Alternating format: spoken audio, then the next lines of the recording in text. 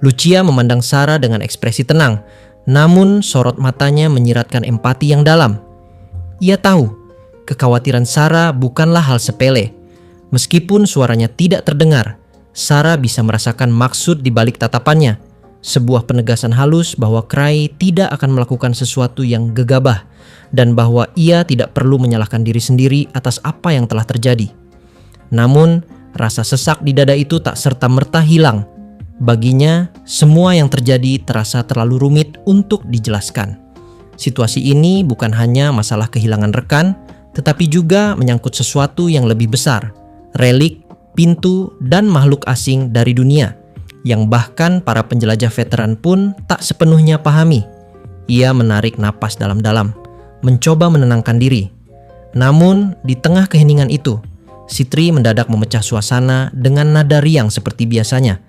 Tangannya saling menangkup di depan dada, seolah tengah memohon maaf sekaligus menertawakan keadaan yang menegangkan. Menurut Sitri, cermin dan waktu yang tertulis dalam memo Cray tidak menjadi masalah. Hanya satu hal yang menyulitkan, benda bernama smartphone. Katanya, benda itu hanyalah milik Cray seorang dan termasuk dalam kategori relik yang sangat langka, sesuatu yang tidak bisa digantikan begitu saja. Ia mengatakannya sambil tersenyum ceria, dengan pipi yang sedikit memerah, membuatnya tampak sama sekali tidak seperti orang yang sedang menghadapi situasi pelik. Kata itu, smartphone, menarik perhatian Sarah. Ia mengulanginya dalam benaknya, mencoba memahami bunyinya, seperti seorang anak kecil yang baru mendengar bahasa asing. Benda yang Cray bawa, apakah benar begitu namanya? Ini pertama kalinya ia mendengar istilah semacam itu. Dunia para penjelajah menyimpan banyak misteri, namun istilah itu terdengar benar-benar asing, bahkan di antara semua relik yang pernah ia pelajari. Sarah mulai berpikir lebih dalam. Relik dari Treasure Vault tidak pernah mudah ditemukan. Biasanya, artefak itu baru muncul setelah ratusan tahun, terkubur di reruntuhan yang bahkan tidak lagi tercatat dalam peta. Kalau smartphone termasuk relik langka, maka sekalipun berada di kota sebesar ibu kota kekaisaran, tidak mungkin seseorang bisa mendapatkannya dengan mudah. Jadi, dari mana Cray mendapatkan benda seperti itu? Pertanyaan itu bergema di kepalanya, namun jawabannya tidak kunjung muncul. Dunia yang mereka jalani dipenuhi rahasia, dan Cray, pria itu selalu menjadi misteri terbesar di antara mereka semua. Di tengah pikirannya yang semakin dalam, sesuatu yang tak terduga terjadi. Liz dengan senyum menawan yang khas tiba-tiba melingkarkan lengannya di bahu Sitri. Gestur itu tampak ringan dan akrab, tapi ada aura menekan yang tidak bisa disembunyikan. Liz tidak sedang bercanda kali ini. Tatapannya tajam, seperti singa yang baru mencium bau mangsa. Sitri menegang seketika. Wajahnya membeku, senyum cerianya menghilang begitu saja. Dalam sekejap, Sarah bisa merasakan ketegangan yang menggantung di udara. Liz mencondongkan tubuhnya, mendekat ke arah Sitri, berbicara dengan nada lembut tapi syarat makna. Ia menginginkan sesuatu, dan jelas, Sitri tahu apa yang dimaksud. Sitri mencoba mengelak, menoleh ke kiri dan ke kanan, seperti anak kecil yang ketahuan berbuat nakal. Namun Liz tidak memberinya kesempatan. Dengan keteguhan khas seorang kakak yang tak mau ditipu, Liz menekan bahunya, mendorong tubuhnya sedikit ke belakang, hingga akhirnya Sitri kehilangan keseimbangan dan terjatuh ke lantai. Suara gemerisik kain terdengar ketika Liz dengan cepat menyelipkan tangannya ke dalam lipatan jubah Sitri, mencari sesuatu yang disembunyikan dengan rapat. Sitri berusaha berguling, menahan tangan Liz dengan wajah merah padam, tetapi upayanya sia-sia. Liz bergerak terlalu cepat, terlalu berpengalaman menghadapi kelicikan Sitri. Dalam beberapa detik saja, perlawanan itu berhenti. Dengan napas tersengal dan ekspresi malu bercampur kesal, Sitri akhirnya menyerah. Tangannya gemetar sedikit ketika ia mengeluarkan benda kecil dari dalam jubahnya. Sebuah papan tipis berwarna merah muda, nyaris identik dengan benda yang dimiliki Cray. Keheningan segera memenuhi ruangan. Semua orang menatap benda itu, seolah menyadari nilai luar biasa yang tersimpan di baliknya. Cahaya lampu temaram memantul di permukaannya, menimbulkan kilau aneh yang membuatnya tampak seperti perhiasan sekaligus kutukan. Sitri menunduk, wajahnya masih merah karena malu dan enggan. Ia menggumam lirih, menyatakan bahwa benda itu ia dapatkan dengan susah payah. Tapi Liz hanya menatapnya dengan campuran rasa geli dan kelegaan. Ia menepuk bahunya pelan, memastikan bahwa tidak ada niat untuk merampasnya, hanya meminjam untuk sementara. Lucia menghela napas panjang, lalu menatap Sitri dengan tatapan datar namun penuh arti. Luke hanya mengangkat alis dengan ekspresi bosan, sementara Ansem bergumam pelan tanpa banyak komentar. Melihat semua itu, Sarah akhirnya mulai memahami dinamika party yang ia masuki ini. Grieving Souls bukanlah kelompok biasa. Mereka keras kepala, ribut, tapi saling menopang dengan cara yang unik dan kadang nyaris konyol. Kini, dengan smartphone itu di tangan mereka, semua syarat dalam memo Cry telah terpenuhi. Cermin besar sudah ada di depan mata, waktu yang ditentukan tinggal menunggu. Jika catatan itu benar, sesuatu akan terjadi tepat ketika jarum jam menunjukkan angka yang sama di semua sisinya, 4:44:44. Masih ada 3 jam lagi menuju waktu itu. Di sela kesunyian yang perlahan turun, Sarah kembali menatap cermin besar itu. Pantulannya menunjukkan wajah semua orang, lelah, tegang, tapi juga penuh harapan. Di antara mereka, Sitri masih memandangi benda merah muda di tangannya, seolah menganggapnya teman kecil yang berharga. Sarah menunduk pelan. Meski berusaha terlihat tenang, hatinya bergetar halus. Ia mencoba menenangkan diri dengan berpikir bahwa Cry pasti baik-baik saja. Bagaimanapun juga, ia bukan orang sembarangan. Ia adalah pria yang pernah menjatuhkan Code tanpa sekalipun bertarung secara langsung. Seseorang yang mengandalkan akal dan keberuntungan untuk mengalahkan musuh yang jauh lebih kuat. Namun, di balik keyakinan itu, Sarah tetap tidak bisa membohongi dirinya sendiri. Ada kegelisahan samar yang tumbuh di dalam dada. Karena sebesar apapun kehebatan Thousand Tricks, tidak ada trik yang cukup cerdik untuk menaklukkan kehendak para foreigner. Mereka bukan makhluk yang bisa diatur dengan strategi. Mereka adalah kehendak yang melampaui nalar. Sesuatu yang bahkan Sarah sendiri, sang pemanggil mereka, tak sepenuhnya pahami. Dan di tengah malam yang perlahan menua itu, ia hanya bisa berdoa dalam diam. Berharap agar Cry, di tempat entah dimanapun kini berada, masih hidup dan masih tersenyum seperti biasanya. Di markas besar penanggulangan penculikan mistis, udara malam terasa begitu tebal dan menekan. Ruangan komando yang biasanya ramai dengan suara komunikasi, kini dipenuhi ketegangan yang hampir bisa disentuh. Di tengahnya, Franz Ergman berdiri tiba-tiba dari kursinya. Gerak refleks yang lahir bukan hanya dari keterkejutan, melainkan dari campuran antara kewaspadaan dan firasat buruk yang selama ini ia pendam. Laporan yang baru saja tiba di mejanya adalah sesuatu yang telah ia nantikan sekaligus paling ia takuti. Sudah berminggu-minggu ia menunggu momen ini. Momen ketika semua kepingan teka-teki yang belum pernah terpecahkan mulai bergerak ke arah yang berbahaya. Dan kini, kabar itu datang membawa nama yang tak pernah gagal membuat darahnya mendidih, Thousand Tricks. Senyum getir muncul di wajah Franz. Ia merasakan sensasi getir sekaligus mendebarkan yang sama seperti setiap kali nama itu muncul dalam laporan. Bagi Franz, pria itu adalah anomali, seseorang yang melanggar batas antara keajaiban dan bencana. Sekali lagi, Thousand Tricks bergerak, dan dunia pun ikut bergetar. Kasus penculikan mistis yang selama ini terjebak dalam kebuntuan kini berubah drastis hanya dalam hitungan jam. Semua laporan menyebutkan hal yang sama. Saya dan Lucia, 2 orang yang dikirim untuk menyelidiki, berhasil menyusup ke dalam Treasure Vault, ruang misterius yang menjadi sumber dari lenyapnya banyak orang. Dengan kekuatan unik yang dimilikinya, saya berhasil memaksa pintu dimensi itu terbuka. Mereka telah melihat sendiri seperti apa sifat aneh tempat itu, bahkan berhadapan langsung dengan fantom yang muncul dari kegelapan ruang tersebut. Misi itu akhirnya gagal, tetapi bagi Franz, kegagalan itu justru menjadi awal dari sesuatu yang lebih besar. Ia sudah menduganya sejak lama. Jika ada satu orang di dunia ini yang tidak akan diam ketika menghadapi misteri semacam itu, maka orang itu adalah Thousand Tricks. Ia sudah mengenalnya terlalu baik. Sifat pria itu, meskipun menyebalkan, selalu konsisten. Rasa ingin tahunya yang ekstrim, keberaniannya yang konyol, dan caranya menertawakan kematian seolah itu hanyalah permainan kecil. Franz menunduk, memejamkan mata sesaat, mencoba menenangkan pikirannya. Semua yang terjadi kini adalah konsekuensi yang tak bisa dihindari. Ia sudah memprediksi langkah itu jauh sebelum kabar ini datang. Namun tetap saja, ketika semuanya benar-benar terjadi, dadanya terasa sesak.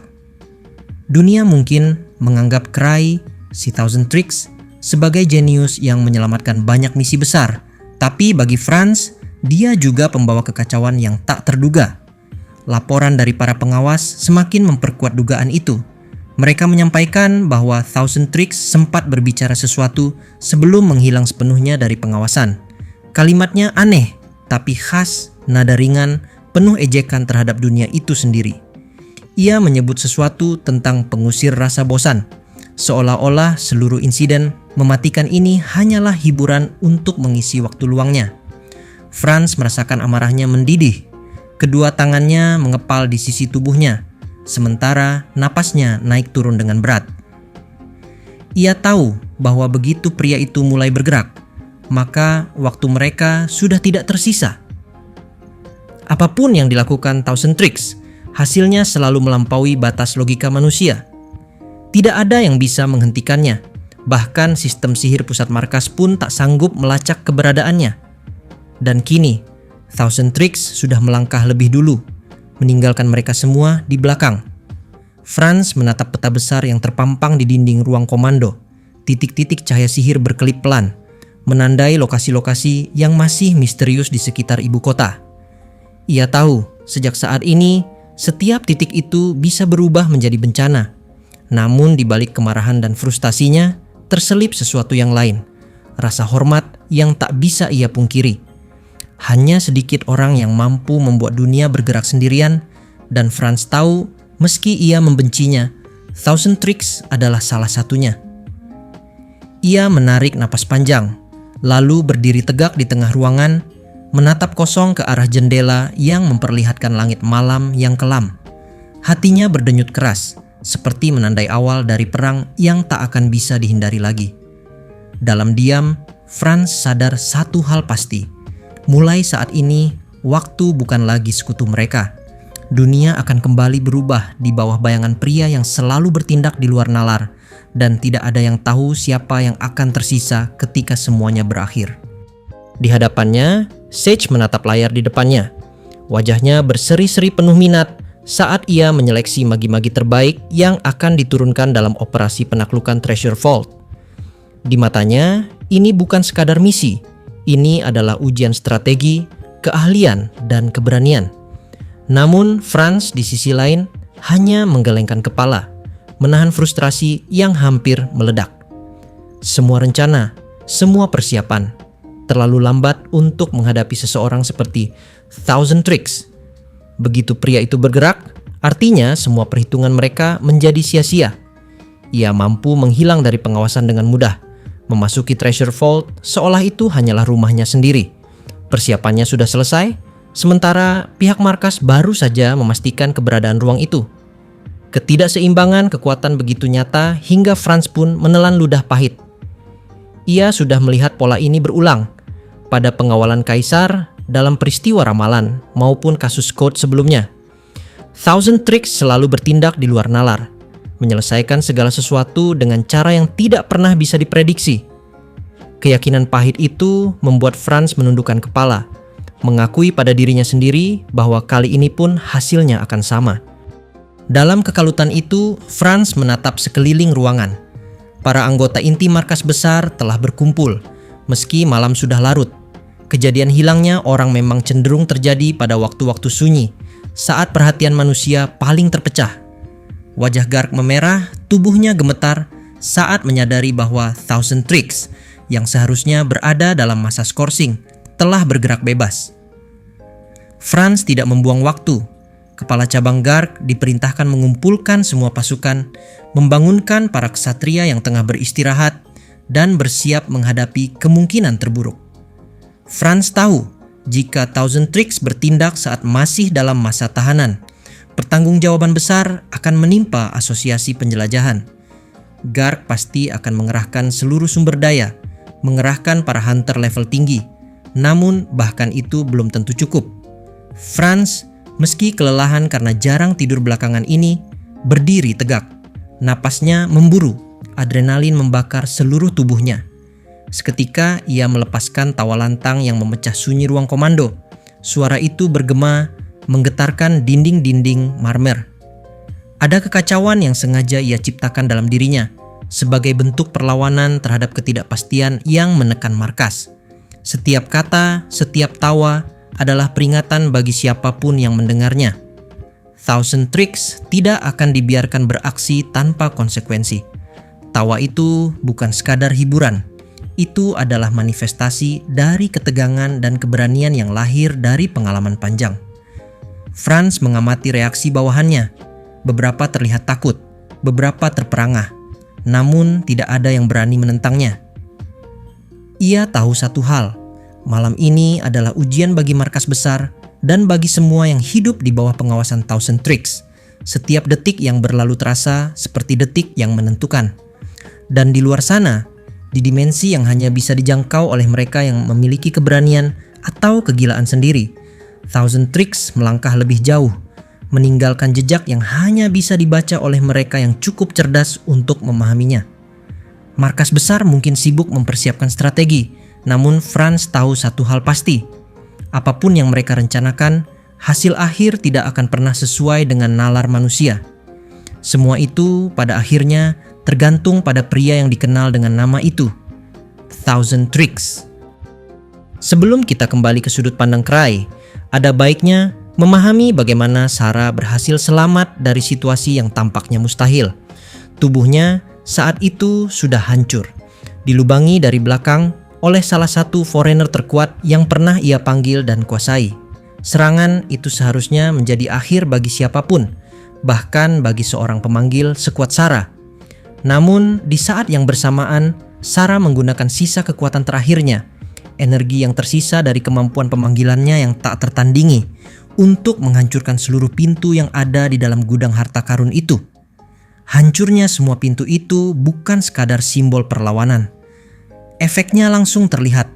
Akses menuju Star Shrines Garden, tempat gudang harta karun itu berada, kini menjadi terbuka tanpa hambatan, dari dalam maupun dari luar.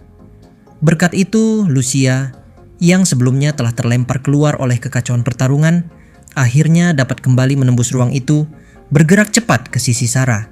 Segera setelah sampai, Lucia menggendong tubuh Sarah yang sudah bermandikan darah.